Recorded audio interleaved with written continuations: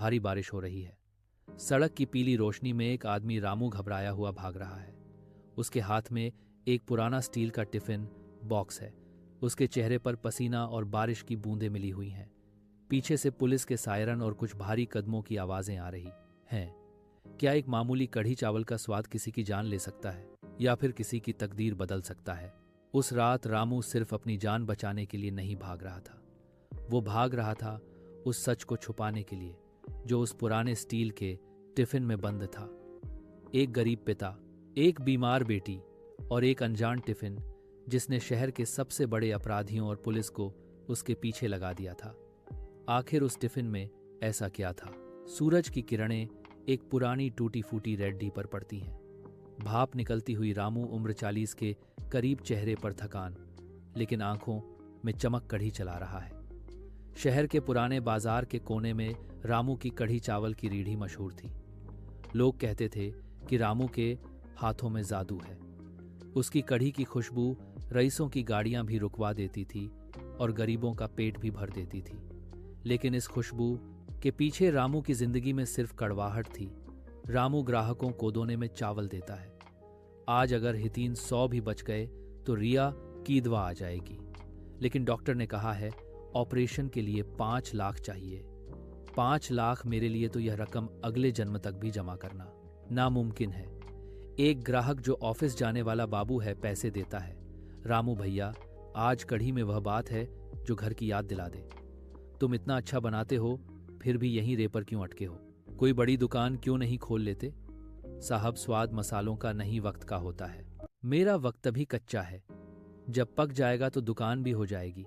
रामू हंसकर बात टाल देता, लेकिन उसका दिल हर पल अपनी 8 साल की बेटी रिया के लिए धड़कता था, जिसके दिल में छेद था। हर बिकती हुई प्लेट के साथ वो उम्मीद जोड़ता और हर शाम खाली जेब के साथ वो उम्मीद टूट जाती। लेकिन उसे नहीं पता था कि आज का दिन उसकी जिंदगी का सबसे लंबा और भयानक दिन होने वाला है। दोपहर का समय, भीड़ कम हो गई है। एक बूढ़ा आदमी जिसके कपड़े फटे पुराने हैं लेकिन चाल में एक अजीब सी गरिमा है, रे के पास आता है। उसकी दाढ़ी बढ़ी हुई है और आंखों में काला चश्मा है। बेटा बहुत भूख लगी है, क्या थोड़े कढ़ी चावल मिलेंगे? मेरे पास पैसे नहीं हैं। रामू के पास आखिरी प्लेट बची है। वह अपनी खुद की भूख को दबाता है और वो प्लेट बूढ़े को दे देता है। बाबा जी, भूख का कोई दाम नहीं होता, अब खाइए। बूढ़ा आदमी खाता है। खाते वक्त वो रामू को गौर से देखता है। खाने के बाद वो एक भारी स्टील का टिफिन बॉक्स काउंटर पर रखता है। तुम्हारा दिल तुम्हारी कढ़ी से भी ज्यादा साफ है। रामू, इस टिफिन को रख लो। इसे तब तक मत खोलना जब तक सूरज ना ढल जाए। यह मेरी अमानत है, या शायद तुम्हारी किस्मत। इससे पहले कि रामू कुछ पूछ पाता, एक तेज रफ्तार काली एसयूवी वहां से गुजरती है और बूढ़ा आदमी भीड़ में गायब हो जाता है। बाबा जी, अरे सुनिए, यह टिफिन शाम हो गई है। रामू घर जाने की तैयारी कर रहा है। वो टिफिन उठाता है। वो उम्मीद से ज्यादा भारी है। इतना भारी क्या है इसमें? कहीं उस बूढ़े ने कोई चोरी का माल तो नहीं थमा दिया? रामू अपने छोटे से कमरे में पहुंचता है। उसकी बेटी रिया खांस रही है। वो उसे दवा देता है और फिर कोने में बैठकर टिफिन खोलता है। जैसे ही रामू ने टिफिन का ढक्कन खोला, उसकी आंखें फटी की फटी रह गई। उसमें कढ़ी या चावल नहीं थे, उसमें नोटों की गड्डियां भी नहीं थी। टिफिन के अंदर एक पुरानी डायरी, एक अजीब सी दिखने वाली चाबी और एक रिवॉल्वर रखी है। रामू डर के मारे टिफिन छोड़ देता है। रिवॉल्वर से एक धात्विक आवाज आती है, हे भगवान, यह क्या मुसीबत है? बंदूक और यह डायरी। वो कांपते हाथों से डायरी खोलता है। पहले पन्ने पर लिखा है, अगर तुम यह पढ़ रहे हो तो मैं मारा जा चुका हूं। यह चाबी शहर के सबसे बड़े घोटाले का सबूत है। पुलिस पर भरोसा मत करना। रामू का गला सूख गया। वो एक साधारण कढ़ी चावल वाला था। उसे इन बड़े खेलों से कोई मतलब नहीं था। तभी दरवाजे पर जोर से दस्तक होती है। रामू जल्दी से टिफिन को चावल की बोरी में छुपा देता है। दरवाजा खोलता है।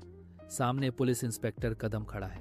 क्यों बे रामू, आज कोई बूढ़ा आया था तेरी दुकान पर? जी साहब, बहुत लोग आते हैं। झूठ मत बोल, उसने तुझे कुछ दिया था? एक टिफिन।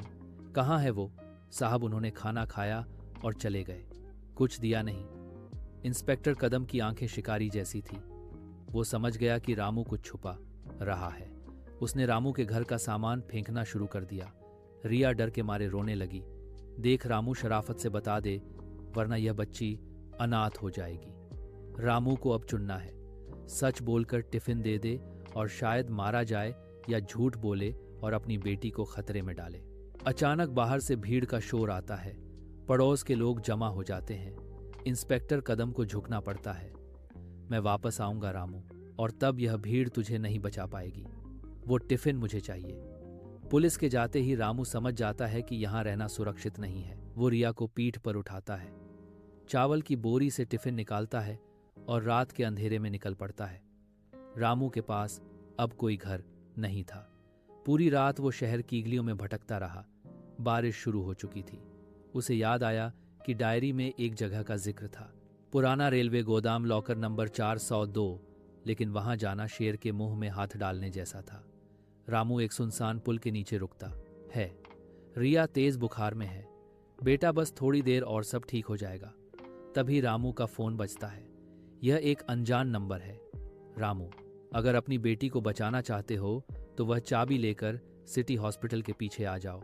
हम जानते हैं तुम्हारी बेटी को ऑपरेशन की जरूरत है। चाबी दो और हुई 1 लाख ले जाओ। रामू के चेहरे पर द्वंद्व है। हुई 1 लाख उसकी बेटी की जिंदगी बच सकती है, लेकिन डायरी, संगीत में लिखा था, भरोसा मत करना। क्या करूं? यह लोग खतरनाक हैं। लेकिन रिया मर जाएगी अगर उसे इलाज नहीं मिला। मजबूरी इंसान को कमजोर बना देती है। रामू ने फैसला किया, वो सौदा करेगा। वो सिटी हॉस्पिटल की तरफ चल पड़ा, लेकिन उसे नहीं पता था कि यह एक जाल है। सिटी हॉस्पिटल का पिछला हिस्सा अंधेरा और सन्नाटा। रामू वहां पहुंचता है। सामने वही काली एसयूवी खड़ी है। उसमें से एक सूट पहना हुआ आदमी निकलता है। यह शहर का नामी बिल्डर सिंघानिया का आदमी है। समझदार हो रामू, लाओ चाबी। पहले पैसे और मेरी बेटी का इलाज अभी शुरू होना चाहिए। आदमी एक संगीत बैग फेंकता है। रामू बैग खोलता है। उसमें पैसे हैं। रामू राहत की सांस लेता है और जेब से चाबी निकालता है। जैसे ही वह चाबी देने वाला होता है, उसे डायरी के आखिरी बनने की याद आती है, जिस पर लिखा था, सिंघानिया ही असली गद्दार है। रामू का हाथ रुक गया। अगर उसने चाबी दे दी तो यह लोग उसे जिंदा नहीं छोड़ेंगे। सबूत मिटाने के लिए यह उसे मार देंगे। नहीं, मुझे पहले अपनी बेटी को अंदर भर्ती कराने दो। तुझे लगता है तू शर्तें रख सकता है? अंधेरे से इंस्पेक्टर कदम और 2 गुंडे निकलते हैं। रामू चारों तरफ से घिर चुका है। मैंने कहा था ना रामू, मैं वापस आऊंगा। रामू बुरी तरह फंस चुका है।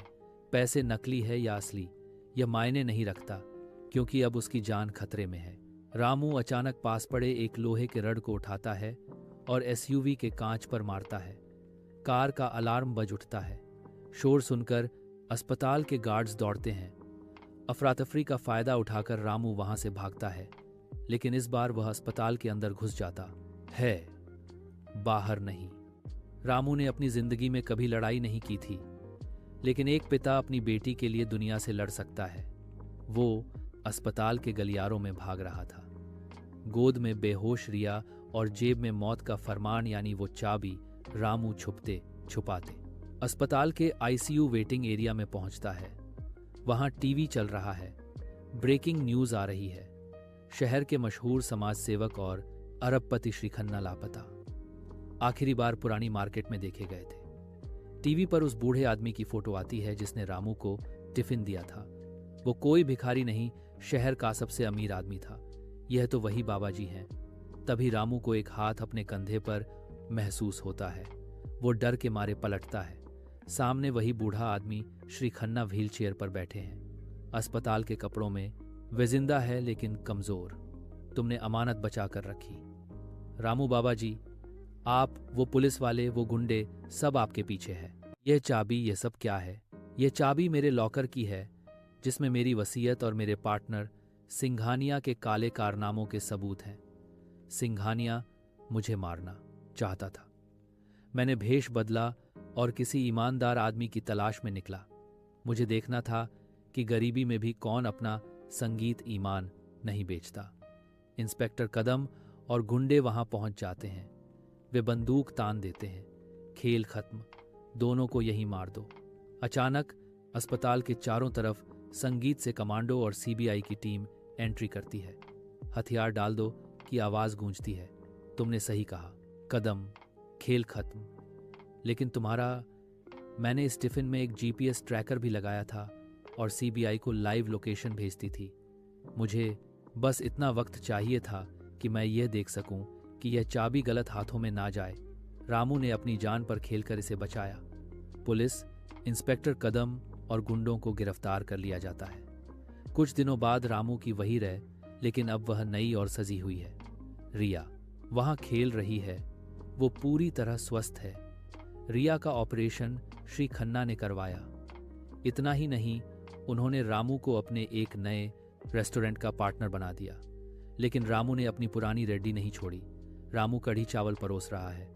श्री खन्ना अपनी कार से उतरते हैं और रामू के हाथ के कढ़ी चावल खाते हैं। जानते हो रामू, उस दिन मैंने तुम्हें क्यों चुना? क्योंकि जब तुम्हारे पास खुद खाने को नहीं था, तब भी संगीत तुमने अपनी आखिरी प्लेट मुझे खिला दी थी। ईमानदारी का फल देर से मिल सकता है, लेकिन मिलता जरूर है। दोस्तों, रामू की कहानी हमें सिखाती है कि हालात चाहे कितने भी बुरे क्यों ना हो, अगर आप सही रास्ते पर हैं तो मंजिल खुद चलकर आपके पास आएगी। रामू ने 10 लाख के लालच में अपना ईमान नहीं बेचा और बदले में उसे वो मिला जो पैसों से नहीं खरीदा जा सकता, इज्जत और एक नई जिंदगी। क्या आपने कभी ऐसी स्थिति का सामना किया है जब ईमानदारी निभाना मुश्किल हो गया हो? हमें कमेंट में ज़रूर बताएं। अगर रामू की इस कहानी ने आपके दिल को छू लिया है तो इस वीडियो को लाइक करें और अपने दोस्तों के साथ शेयर करें। ऐसी ही प्रेरणादायक कहानियों के लिए हमारे चैनल को सब्सक्राइब करना ना भूलें। मिलते हैं अगली कहानी।